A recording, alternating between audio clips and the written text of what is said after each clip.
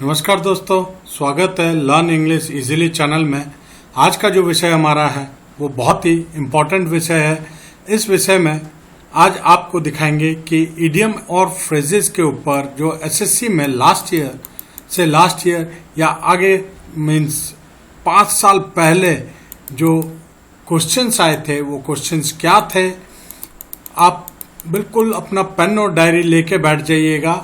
मैं आपको इसमें एक चीज और दिखाऊंगा कि क्वेश्चंस किस प्रकार रिपीट हुए थे और वो किस पैटर्न में रिपीट हो रहे हैं, उनकी तैयारी आपको कैसे करनी है ये बताई जाएगी। ये वोकैब के पार्ट में बहुत ही इम्पोर्टेंट पार्ट है। स्कोरिंग नंबर भी मार्क्स स्कोर करना बहुत आसान रहता है इसमें। आइए देखिए, शुरू करते हैं। मैंने उतनी बार ही वो इडियम और फ्रेजेस को लिखा है जितनी बार वो एग्जाम में आए थे, जिस ईयर में आए थे, ताकि आपको याद करना आसान हो सके। जितनी बार सुनेंगे आप उतनी ही बार आपको आसानी से याद हो जाएगा। आइए कलर चुन लेते हैं थोड़ा सा, ताकि काम करना आसान हो जाए और आपको दिखाना समझाना आसान हो जाए। आइए दोस्तों देखिए, ये कॉलम है इडियम एंड फ्रेजेस का। इसका मतलब ये है और किस एग्जाम में और किस साल में आया था। ये बड़ी मेहनत के बाद ये कंपाइल कर पाया हूँ मैं आप लोगों के लिए। मुझे उम्मीद है आप इस वीडियो को बहुत ही सीरियसली लेंगे और पूरा वीडियो देखेंगे, क्योंकि ये एग्जाम में रिपीट होगा ही होगा और यहीं से आप मार्क्स स्कोर कर सकते हैं। पहला आया था अ बोल्ट फ्रॉम द ब्लू, यानी अनएक्सपेक्टेड प्रॉब्लम या अ कंप्लीट सरप्राइज या N unexpected and unpleasant event. ये सीपीओ 2011 में, एमटीएस के 2014 में और सीजीएल में टायर 1 में 2011 में ये एग्जाम में क्वेश्चन आया हुआ था। अब मान लीजिए आपको एक इडियम एंड फ्रेजेस आता है जिस पे लिखा होता है अ bolt from the blue. Form गलत टाइप हुआ है ये। उसका वो क्या दे सकता है कि अनएक्सपेक्टेड प्रॉब्लम ऑप्शन दे दे, या अ कंप्लीट सरप्राइज दे दे, या अनएक्सपेक्टेड एंड अनप्लेजेंट इवेंट दे दे। तो ये आपको समझना पड़ेगा कि तीनों का मतलब एक ही है। बहुत ही इंपॉर्टेंट इडियम और फ्रेजेस में से एक क्वेश्चन है ये। आप नोट कर लीजिए डायरी में प्लीज। और देखिए, इसे याद करने का तरीका मैंने आपको बताया था, 100% प्योर मेथड बताया था कि इस तरीके से आप याद कर सकते हैं। इसको बनाकर समझना पड़ेगा। बोल्ट माने बिजली बोला था, फ्रॉम द ब्लू माने आकाश से। अब आकाश से बिजली गिरने का मतलब कोई आकस्मिक घटना ही होगी और दुखद घटना होगी, क्योंकि उससे हानि बहुत होती है। तो आपको ये याद करने में बहुत आसानी हो जाएगा, अ बोल्ट फ्रॉम द ब्लू। अब आप भूल नहीं पाएंगे कि अनएक्सपेक्टेड है, बिजली कब गिरेगी आपको तो पता नहीं है ना, अनएक्सपेक्टेड है, और सरप्राइज भी है प्लस अनप्लेजेंट इवेंट भी है। तो इस तरह से आप इडियम और फ्रेजेस को याद करेंगे तो बेहतर तरीके से याद होगा। अ क्लोज शेव, इसका मतलब होता है नैरो एस्केप फ्रॉम डेंजर। ठीक है, ये CHSL में 2014 में और स्टेनोग्राफर के एग्जाम में 2010 में आया था। जैसा कि आप जानते हैं एसएससी का ये एग्जाम कंडक्ट कराता है। पहले सीपीओ का एग्जाम भी एसएससी ही कंडक्ट करता था। तो इस चीज को बिल्कुल याद रखिएगा और ये कंफ्यूज मत होइएगा कि यहाँ पे डबल बार ट्रिपल बार क्यों दिया गया है। ये आपको दिखाने के लिए कि ये इडियम और फ्रेजेस इंपॉर्टेंट हैं और ये इतने इंपॉर्टेंट है कि कौन कौन से एग्जाम में आए थे। अ क्लोज फिस्टेड मैन, जिसकी मुट्ठी बंद हो, क्या बोलते हैं उसे, कंजूस, अ माइजर।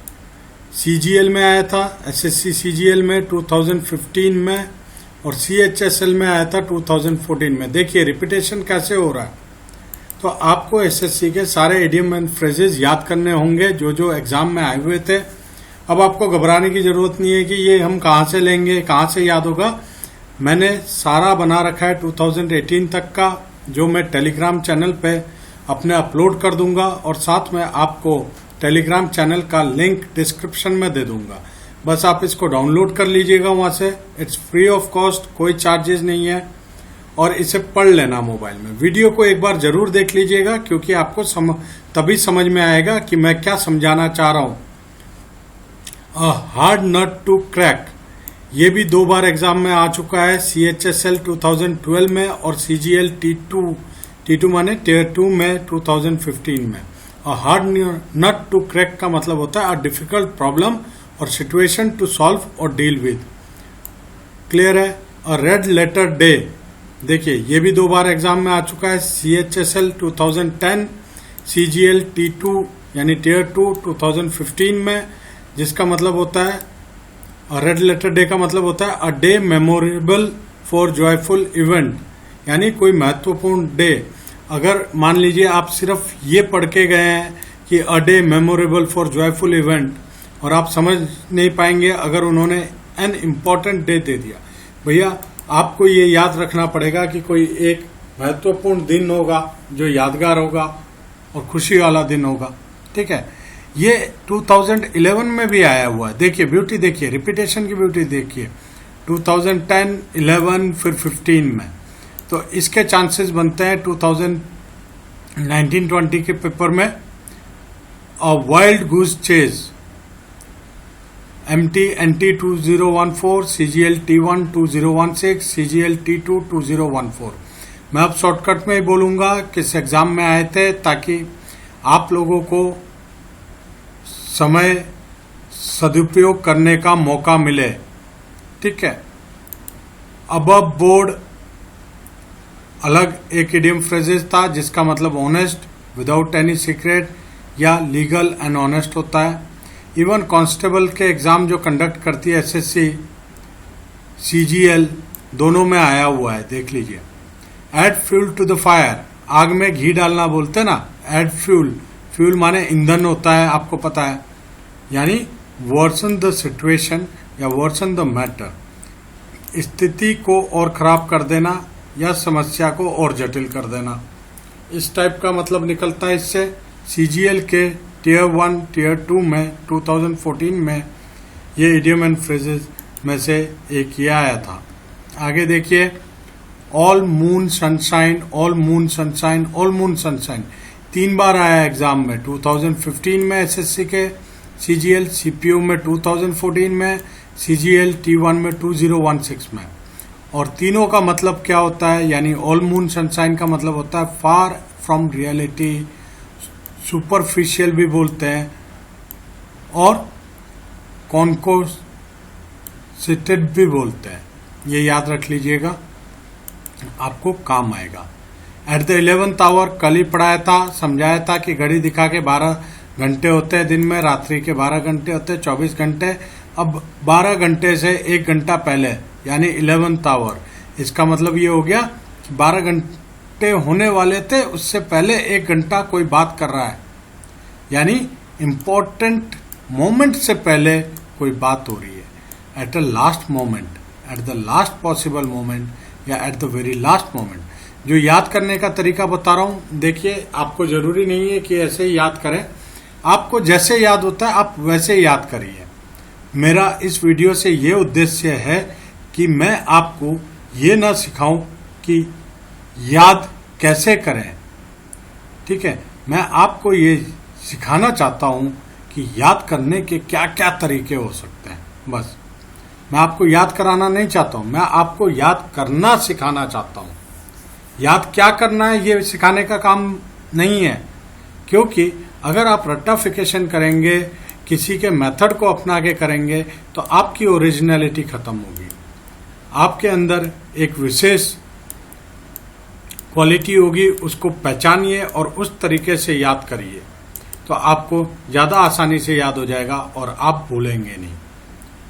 जापानीज में एक कहावत होती है कि भूखे को मछली खाने मत दीजिए, उसे मछली मारना सिखाइए, क्योंकि अगर भूखे को मछली खाने देंगे तो उसका एक बार भूख खत्म होगा, पर बार बार उसे भूख लगता रहेगा। पर अगर उसे मछली मारना सिखा देंगे तो उसे जीवन भर भूखा रहना नहीं पड़ेगा, जब भी भूख लगेगा उससे पहले मछली मारकर वो खा चुका होगा। तो ऐसे ही मैं आपको कोई मेथड रटने का नहीं बताने वाला हूं, मैं तरीका समझाऊंगा कि इसे कैसे कैसे याद किया जा सकता है। आपको जो बेस्ट लगता है वो चूज करिए, ठीक है।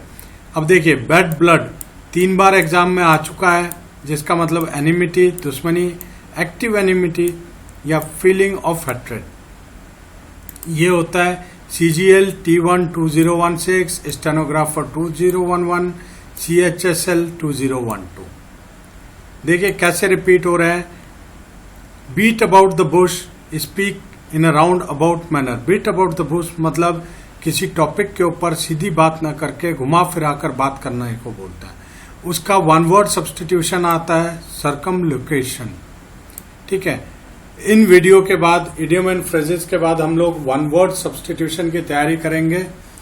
ये इंग्लिश का चैनल लर्न इंग्लिश इजीली में सारे कॉम्पिटिटिव एग्जाम के पॉइंट्स कवर हुए हैं, चाहे वो SSC हो, कांस्टेबल क्या हो, चाहे वो आपका CPO का, सब इंस्पेक्टर का हो, SSC के द्वारा जो किया जाता है। आज पहले CPO बोलते थे, सेंट्रल पुलिस ऑर्गेनाइजेशन, चाहे वो सेंट्रल आर्म्ड पुलिस फोर्सेस का हो, चाहे दिल्ली सब इंस्पेक्टर का हो, चाहे UPSI का हो, जहां पे भी इंग्लिश के एग्जाम आएंगे, कॉम्पिटिटिव एग्जाम में इंग्लिश सब्जेक्ट होगा, उस एग्जाम की तैयारी इस चैनल के थ्रू बहुत ही आसानी से हो सकती है।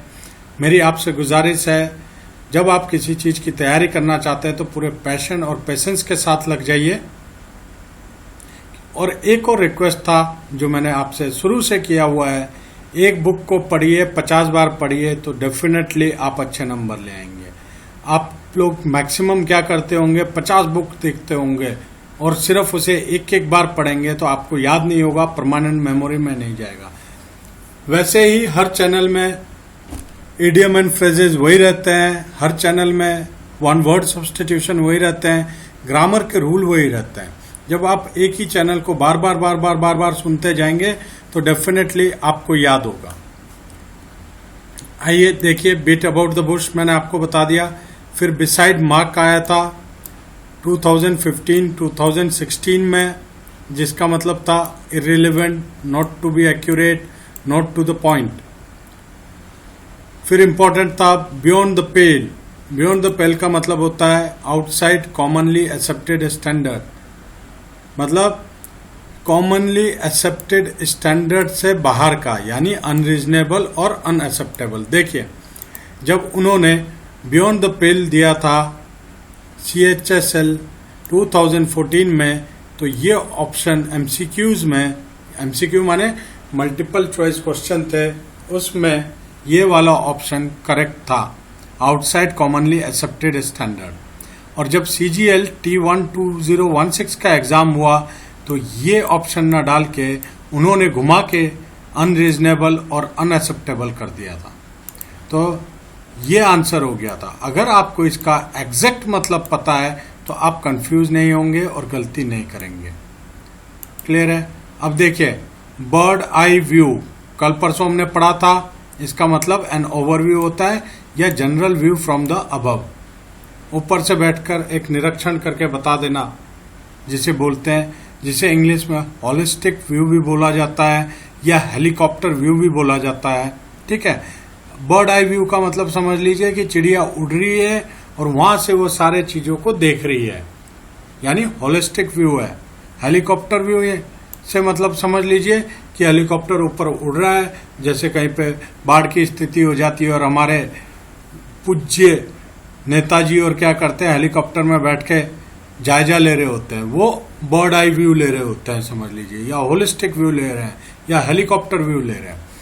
MTNT 2011, CPO 2015 में आया था। ब्लो वन ऑन ट्रम्पेट कल डिस्कस हो चुका है, आप देखिए 2013 के एग्जाम में आया हुआ था, ठीक है, 2016 में आया था, 2010 में आया था। Bone of contention, matter of dispute, विवाद जिसमें हो, ठीक है, 2016 2010 में आया था।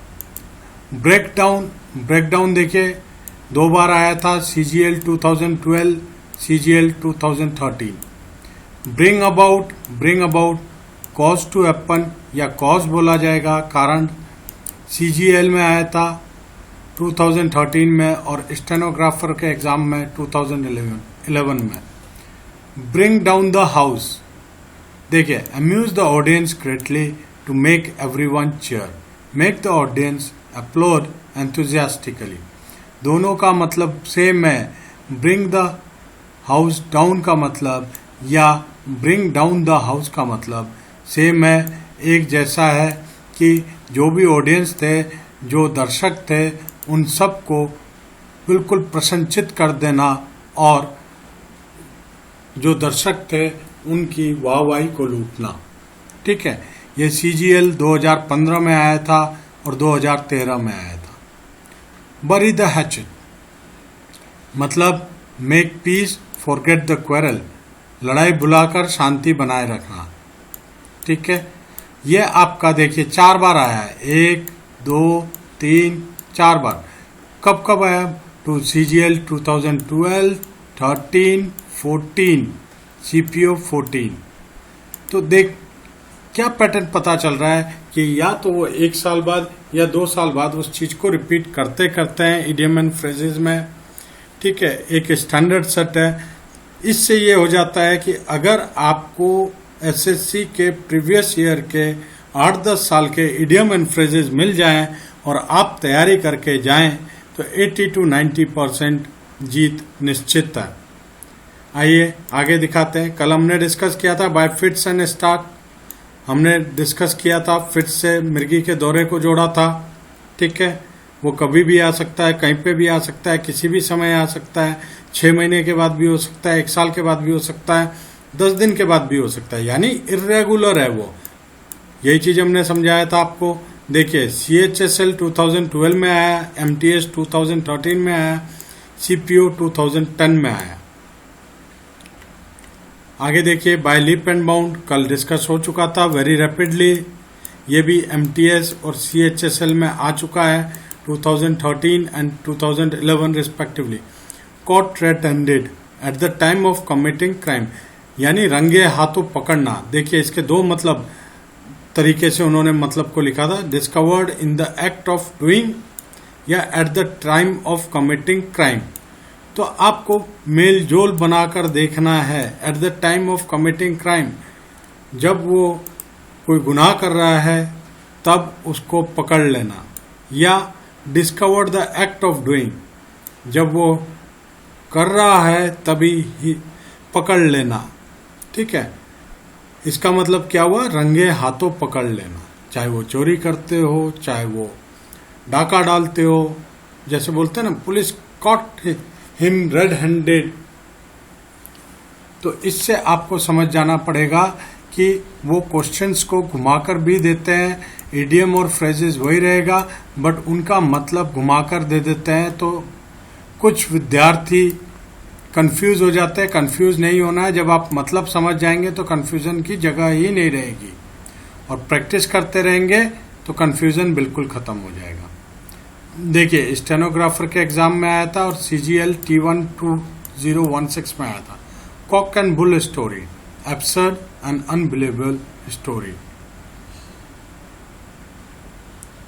अब यहाँ पे एब्सर्ड स्टोरी दे रखा है और कॉन्कॉर्टेड दिया है। स्टेनोग्राफर में 2016, CHSL 2015 में। ऐसे ही आगे बढ़ते हैं दोस्तों। ईट हम्बल पाई 2 बार आया, CPO में ही। देखिए, 13 में आया, 14 में नहीं आया, 2015 में आ गया। रिपीटेशन हो रही है, ये चीज दिखाने के लिए मैंने आपके लिए ये वीडियो बनाया है। सारे इडियम और फ्रेजेस अगर मैं आपको कराने लगूंगा तो वीडियो 8-10 घंटे का बन जाएगा। ठीक है, आपको कंसेप्ट समझाना था कि जो SSC में इडियम और फ्रेजेस है, चाहे वन वर्ड सब्स्टिट्यूशन हो या ग्रामर्स के रूल हो, वो रिपीट जरूर होता है। अब इसके लिए आपने करना क्या है कि ग्रामर के रूल तो एक बार पढ़ लीजिए, समझ लीजिए, फिर प्रैक्टिस सेट हमने बनाया है, प्लेलिस्ट पे दिया है, उसको प्रैक्टिस करिए तो आपको बहुत आसानी से समझ में आ जाएगा। और रही बात आपकी इडियम एंड फ्रेजेस की, हमने आपको याद करने का तरीका बता दिया है, सुझाव दिया है। अगर आपको पसंद आता है तो उस सुझाव को पकड़ के चलिए, अपने नए नए तरीके बनाइए कि आप कैसे इडियम और फ्रेजेस को याद रख सकते हैं। और आपको ये भी पैटर्न बता दिया कि ये एग्जाम में कैसे रिपीट करते हैं SSC में। 2013 में आया, 14 में नहीं आया, देखिए 15 में आ गया सीपीओ के एग्जाम में। सीपीओ होता था, आप लोगों को पता होगा, सेंट्रल पुलिस ऑर्गेनाइजेशन, ठीक है, बीएसएफ, सीआरपीएफ, आईटीबीपी, इन सब के लिए जो सब इंस्पेक्टर की भर्ती होती थी, आजकल भी होती है, एसएससी के द्वारा ही होती है। Face the music, face the unpleasant consequences, या टू बियर द क्रिटिसिज्म, या accept the punishment, be punished. देखिए, इडियम और फ्रेज एक ही है, पर उसका मीनिंग भी एक ही है। उसको लिखने का तरीका, मीनिंग लिखने के 4 तरीके निकल आए, और जब आप इसका मतलब समझ गए तो आप कंफ्यूज नहीं होंगे। अब देखिए कैसे आया है। सबसे पहले स्टेनोग्राफर 2010, सीएचएसएल में उन्होंने 2010 में रिपीट कर दिया, सीजीएल में 2013 में दिया, फिर सीजीएल T1 में 2016 में दिया।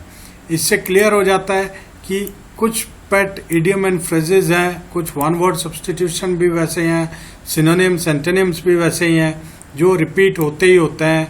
हमने सिनोनिम्स एंड एंटोनिम्स का भी आपको पीडीएफ डाल दिया है, उसको प्लीज पढ़ लीजिएगा, वो रिपीटेशन में आएंगे।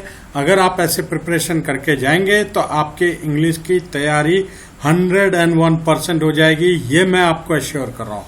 बशर्त ये है कि पढ़ने के बाद आपको याद रखना है, और फिर एक चीज दिमाग में रखनी है, एक नोट्स को पढ़िए, बार बार पढ़िए। अगर आप कई नोट्स को पढ़ेंगे, कई बुक्स को पढ़ेंगे, कई चैनल को देखेंगे और एक बार देखेंगे तो आप कुछ नहीं सीख पाएंगे, सब कुछ मिक्स हो जाएगा, भूल जाएंगे। इसलिए चाहे कोई सा भी चैनल देखिए, कोई सी भी किताब पढ़िए, कोई सी भी नोट्स पढ़िए, पहले उसे बार बार पढ़िए ताकि आपको याद हो जाए। अब देखिए, fight tooth and nail, fight tooth and nail, ठीक है। Fight with strength and fury, fight with all strength, meaning same है दोनों का, शाब्दिक अर्थ दोनों का सेम है। एक एग्जाम में आया था आपका 2015 में, एक आया था 2014 में। दोनों एग्जाम एसएससी कंडक्ट करता है, ये तो आपको पता ही है। तो ये रिपीटेशन ऐसे होता है। प्रीवियस ईयर के सारे पेपर, सारे पॉइंट बना रखे हैं हमने, बारी बारी से हम देते रहेंगे आपको। अभी हमने सिनोनिम्स एंटोनिम्स दिया था, अभी आपको इडियम एंड फ्रेजेस मिल रहा है, ग्रामर के रूल भी दिए हुए हैं, प्लेलिस्ट पे जाके आप चेक कर सकते हैं, बड़े अच्छे से अरेंज किया हुआ है ताकि आप लोगों को तकलीफ ही ना हो। और एक रिक्वेस्ट और है, टेलीग्राम चैनल बना लीजिए मोबाइल में, टेलीग्राम का लिंक दे रखा है, वहां से फ्री में डाउनलोड करिए सारे नोट्स को और पढ़ाई करिए बैठ के बस। फॉर गुड 3 बार रिपीट हुआ है, 13 में हुआ है, कांस्टेबल के एग्जाम में हुआ है, 14 में हुआ है। गिफ्ट ऑफ द गैप, अब मतलब तो आप समझ जाएंगे, 2010 में हुआ है, 11 में हुआ है, 8 में हुआ। गिव वेंट देखिए 2013 में हुआ, 2010 में हुआ, 1-2 साल बाद छोड़ के आ रहा है। गो टू द डॉग, अब कुत्तों को क्या डालते हैं बाहर, जो आवारा कुत्ते होते हैं, खराब चीज ही डालते हैं ना, यानी खराब हो जाना। पेडिग्री वगैरह डालते हैं पर वो अमीर लोग डालते हैं, ठीक है, तो वो मत सोचिएगा।